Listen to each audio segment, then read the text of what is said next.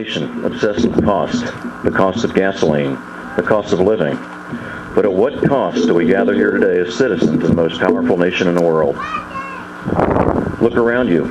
You'll see that the cost is the ultimate sacrifice fellow citizens have made since this country began. And they continue to make this every minute and every hour, wherever people seek freedom and peace. On Memorial Day, we honor those and remember them who have paid the price for our security and our freedom.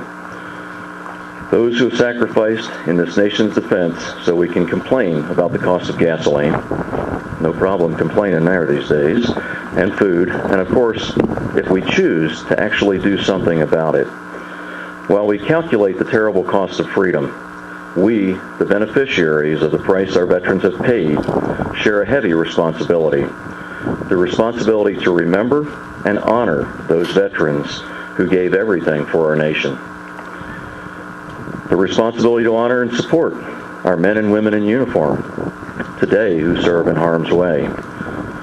Each of us who remember today came to one defining moment, a decision to put on our country's uniform and recite a solemn oath of allegiance to our nation and its bedrock principles. Many of us know this by heart. The oath of our troops that they take when they enlist in the military is, I do solemnly swear that I will support and defend the Constitution of the United States against all enemies, foreign and domestic, that I will bear true faith and allegiance to the same, and that I will obey the orders of the President of the United States and orders of the officers appointed over me, according to the regulations of the Uniform Code of Military Justice. So help me God. Many of us took these oaths and still live by them today. We honor them. We respect them. We owe them our all. That one moment seemed to set us apart forever. It changed our lives and took many ordinary people to extraordinary experiences of hardship and heroism. We call them heroes, but they didn't put on a uniform to be heroes.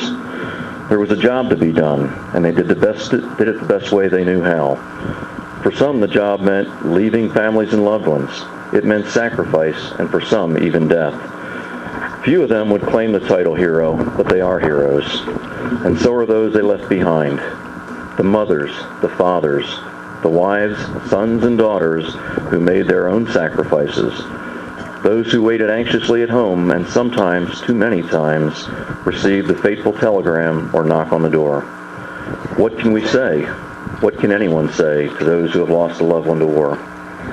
Words fail, but President Abraham Lincoln spoke for all of us in a letter to a mother who lost 5 sons during the Civil War. It said, Dear Madam, I feel how weak and fruitless must be any words of mine, which should attempt to beguile you from the griefs of a loss of a loved one so overwhelming.